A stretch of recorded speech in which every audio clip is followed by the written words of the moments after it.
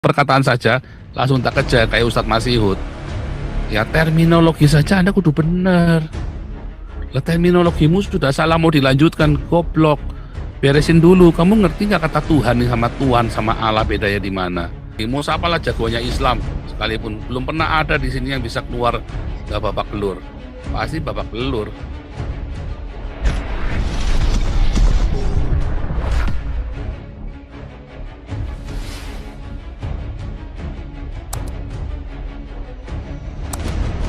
Kita nggak akan perpanjang lagi karena ini masih dalam suasana Natal maksimum. Ya, Pak Andi USA, silakan mungkin mau menambahkan atau ada yang mau menambahkan, tapi kita mau buru cepat ya supaya ini masih suasana Natal. Lagi Ya Zoom silakan Pak meeting, Andi. Pak. Lagi Zoom, sorry. Oh, lagi nge-zoom ya. Oke deh, kita akan Pak tutup. Paul, Ya, Pak Jauti, boleh. Mau nanya, kalau misalkan orang, katakanlah dia mau menjadi seorang apologet, kalau menurut Pak Paul gimana Pak? Apakah harus menguasai teologinya dulu baru dia bisa menjadi apologet? Harus. Harus ya. Jangan dibalik ya. Banyak sekarang YouTuber di Indonesia ini mau jadi apologet malah belajar Islam dulu, kan tolol kan? Begitu ditanya Alkitab, pelongo-pelongo. Bahkan ada orang yang mau buka sekolah apologet tapi dia nggak pernah sekolah teologi Pak. Oh ya jangan, Pak, dia jadi ngeyel doang itu kayak si Dudu Yohanes, jadi cuma dia jadi ngeyel doang nanti. Nah itu dia Pak Paul. Makanya ini harus jelas juga. Memang saya melihat beberapa channel YouTube itu ya. Enggak cuma Dudu Yohanes ya, banyak lagi ya. Banyak. Akhirnya cuma ngeyel-ngeyelan doang. Akhirnya cuma ngeyel-ngeyelan Pak. Gitu.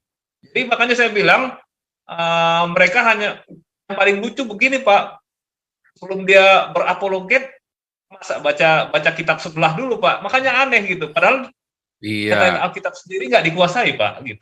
Dulu ada siapa itu ya, ada ngajari apologet tapi malah diajarinya Islam loh, gimana sih? Lah kamu ini mau ngajari berapologet atau malah ngajari Islam? Yang salah kamu belajarnya Alkitabmu dulu pelajari. Karena kan kamu sudah memberitakan Injil. Lalu kamu pengennya menang debat kok, bukannya pengen memberitakan Injil, pengennya mau buat cari menang, mau buat cari olok-olok kok. Kayak orang Islam kan. Orang Islam mana ada orang Islam ditanyain kitab sucinya bisa jawab. Saja saya tanyain pasti minta mati lagi. Ya kan? Karena orang Islam mau berapologet, dia belajar Alkitab. Buat cari apa? Buat cari ngeyel. Kayak Rudi Yohanes. Ya kan? Kalau kita enggak boleh, kamu belajar kitab sucimu dulu yang benar. Makanya di dalam kelas apologet kita, ya, kita ngajarin tentang Islam itu sedikit sekali. Materinya semuanya tentang Alkitab. Aja pengenalan saja kita. Islam itu hanya pengenalan. Belakangan malah sudah nggak ajarin, nggak perlu. Nggak perlu tahu. Ya, Anda mau tahu informasi tentang Islam itu di internet banyak. Tapi kalau Anda mau belajar Alkitab, Anda nggak bisa cari di internet, nggak semuanya ada. Yang saya ajarkan itu hampir semuanya itu tidak ada di internet malah ya kan. Susah nyarinya karena itu memang harus, itu skill dan itu harus kita ambil dari pengalaman yang sudah, pengalaman kita dengan Tuhan. Dari Alkitab ini bacanya begini, ternyata ada caranya lagi dari guru-guru saya yang lain. Ya. Nah, jadi walaupun di Alkitab kayak Wikipedia juga membantu. Tetapi penting ya Anda belajar teologi yang jelas, yang benar itu penting. Ya bolak-balik lagi saya ingatkan, jangan berapologet kalau Anda nggak menguasai Alkitabmu. Anda itu sedang memberitakan Injil, bukan mau cari ngeyel, bukan mau cari menang debat. Nanti akhirnya Anda menang debat pun Anda ditangkap polisi. Ya kan? Makanya orang kalau berapologet sama saya, orang mau debat sama saya, baru satu perkataan saja langsung tak kejar kayak Ustadz Masihud. Ya terminologi saja Anda kudu bener. Lah terminologimu sudah salah mau dilanjutkan, goblok. Beresin dulu, kamu ngerti nggak kata Tuhan nih sama Tuhan sama Allah bedanya di mana? Ustadz Masihud aja kagak ngerti, itu padahal ketuanya, salah satu ketua Muhammadiyah di Jawa Timur loh. Ya selevel ketua saja, kagak ngerti saudara. Terus Anda mau belajar sama orang begitu? Nah, Anda membedakan Tuhan dengan Tuhan aja nggak bisa. Baru pertama kali kayak si Rudi Yohanes. Sharks. Di daging tetelan. Keder saudara ya. Ada cari ngeyel-ngeyelan doang. Makanya pertama saya samakan dulu terminologi sama seperti Muriwali. Samakan dulu mau filosofi, oke filosofi samakan dulu. Ya kan? Saya ngerti yang dia maksud, tetapi saya bicara lain dia nggak bisa naik kelas karena saya dari posmo. Akhirnya Muriwali mengakui ya karena dia dari posmo alirannya. Iya, memang saya dari posmo. Dari postmodernisme untuk memahami Trinitas, ya Anda harus postmodernisme filosofimu. Kalau enggak Anda nggak bisa memahami Trinitas. Bagaimana bisa ya A sama dengan B, ya A sama dengan X, B sama dengan X, C sama dengan X. Tapi A tidak sama dengan B tidak sama dengan C tidak sama dengan A. Anda kudu punya logika postmodernisme, saudara. Baru Anda bisa mengerti. Kalau nggak bisa. Iya kan? Makanya saya Pak, bisa... jadi gini Pak, saya ini ya semacam otokritik juga sih buat kebanyakan para apologet ya. Bahwa bukan eyel-eyelan itu yang menunjukkan bahwa Anda itu hebat gitu. Tapi ada nggak teologi pengajaran yang dia sampaikan ketika dia berdebat? Itu yang kita lihat kan Pak Paul kan? Iya. Makanya orang Islam kalau mau debat sama saya capek. Terminologi saja sudah saya garap habis, baru terminologi. Terus mau pindah jangan dulu, ini dulu. Ya kan? Siapa lagi? Mau siapalah jagoannya Islam sekalipun. Belum pernah ada di sini yang bisa keluar nggak babak belur. Pasti babak belur. Mau siapapun. Karena apa? Beresin dulu terminologi sudah salah kok. Nah, saat pendeta-pendetanya terminologinya suka salah. Saat pendetanya juga salah. Kenapa nggak sekolah teologi dengan benar? Sekolah teologinya salah-salan. Ataupun waktu sekolah teologi pun nggak belajar, benar-benar belajar. Kalau saya dulu mah diajari kritis oleh dari dulu ya, dari pertama kali saya sekolah teologi itu diajari kritis. Sampai hari ini pun dosen-dosen saya pun kritis-kritis ya. Tapi ya, apalagi belajar teologi yang kursus kilat itu Pak, kan sekarang banyak itu yang gitu-gitu kan? Ya. Ya, Nah, yang cuma yang 6 ngajari bulan. kursus kilatnya ternyata dia juga nggak ini juga, ya repot lagi. Mending kayak itu dia, Pak Ritawahyu, Paul. Ritawahyu memang sekolah jelas dia sekolahnya, ya kan? Bambang Nursena jelas, ya kan? Jelas, Dia ya. belajar linguistik dia benar jelas.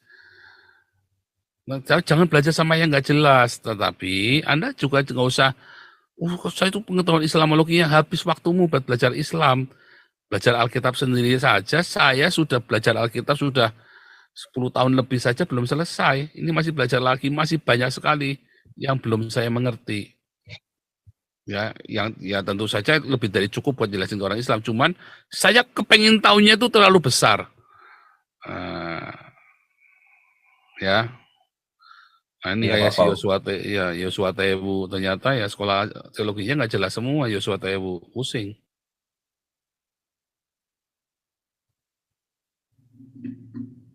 Ya, tadi siapa tadi barusan? Ya Pak, udah selesai Pak. Kalau mau ditutup silahkan Pak Paul. Nah ini Pak Galaksi baru ini terakhir benar ya Pak Galaksi ya. Pak Galaksi kita belum tutup ini habis Pak Galaksi tutup benar nih. Pak Galaksi silakan. Shalom. Shalom Pak Galaksi. Merry Christmas. Merry Christmas Amerika. Terima kasih.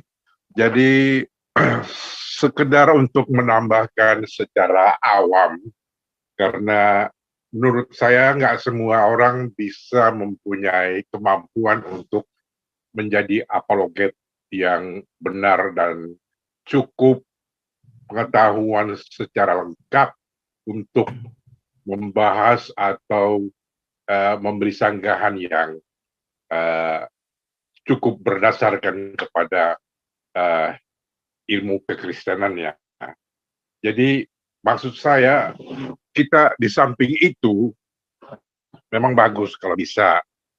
Tapi kalau nggak bisa, tetap saja kita harus menggunakan modal utama yang kita sudah miliki, yaitu akal sehat dan otak waras. Itu sangat bermanfaat kalau kita pergunakan pada tempatnya. Misalnya saja, beberapa hari yang lalu ini di kami di New York, itu ada kadrun yang mengusulkan bahwa menurut ajaran Islam itu Muslim dilarang untuk mengucapkan Selamat Natal kepada kaum Muslim.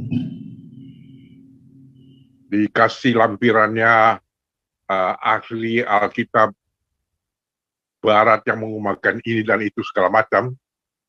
Jadi secara spontan saya langsung saja kasih jawaban yang diperlukan pada saat itu.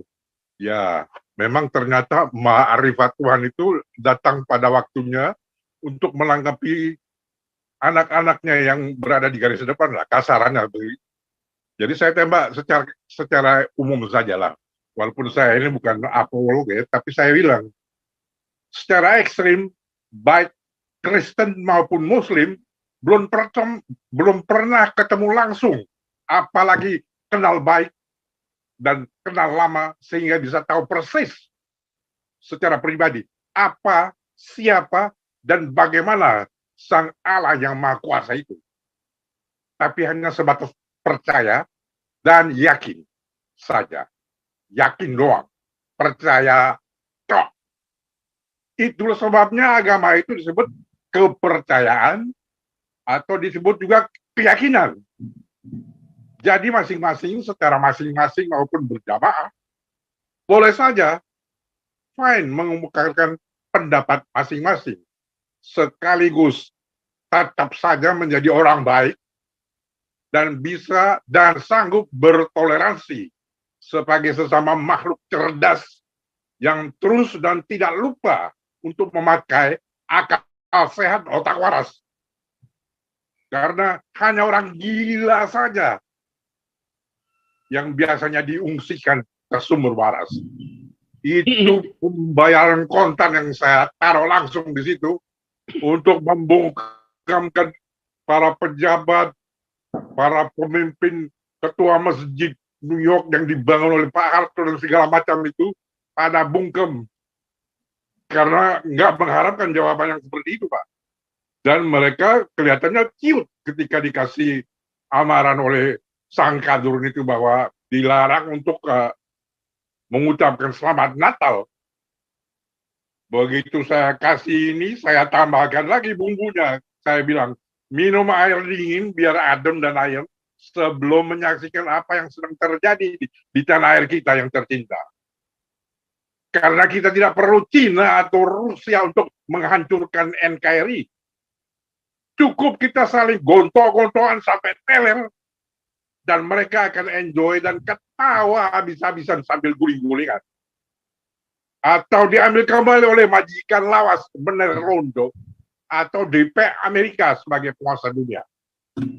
Ini saya tambah sebagai bumbunya supaya mereka itu bisa terbuka matanya dan sadar daripada mimpinya yang terlalu jauh lah. Menganggap dirinya sudah yang paling hebat, ini dan itu dan segala macamnya itu. Sehingga memang kita perlu untuk stand up and speak out. Karena ini penting. Karena nggak semua orang menguasai Alkitab secara ahli untuk bisa mengungkapkan segala macamnya dengan ayat-ayat penyangganya. Jadi ini saya berikan sebagai sangu aja supaya jangan sampai begitu dipisui Muslim langsung diem aja gitu. Ini kan aneh gitu jadinya persoalan yang seperti itu. Jadi harus kita siap-siap sedikit lah masalah akal sehat dan otak warasnya itu. Karena ya kita sebagai bagian daripada masyarakat itu, apalagi yang sudah di luar itu, yang sudah lama piknik jauh sampai ke seberang lautan, misalnya sampai ke Amerika. Sehingga secara wajar sudah menjadi sangat luas wawasan pribadi dan kebangsaannya dalam bersinggungan dengan berbagai suku bangsa, bahasa, sehingga secara alamiah sudah terekspos kepada keberagaman budaya yang luas dan beraneka warna. Sehingga cakrawala cara berpikir dari sudut pandang yang berbeda juga sudah memperkaya perenungan kehidupan yang multidimensi dan dampak multitafsir yang beraneka-ragam. Ini yang perlu kita bawakan supaya cakrawala mereka itu jangan seperti katak di bawah tempurung, sehingga sangat picik dan merasa sudah segalanya itu adalah mereka saja gitu. Kita cuman ya sebagai minta-minta aja di luar garis gitu. Kan ini konyol jadinya persoalannya saya menjadi seperti itu, Pak.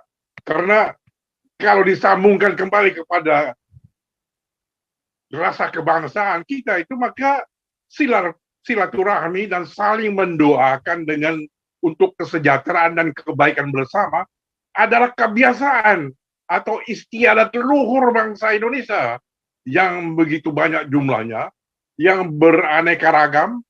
Adat istiadat dan kebudayaannya adalah mosaik kebangsaan yang mewartakan berita unik mengenai keberadaan kita yang sangat mengagumkan dunia, yaitu yang disebut berbeda-beda tapi satu jua adanya, yang lebih dikenal dengan sebutan Bhinneka Tunggal Ika.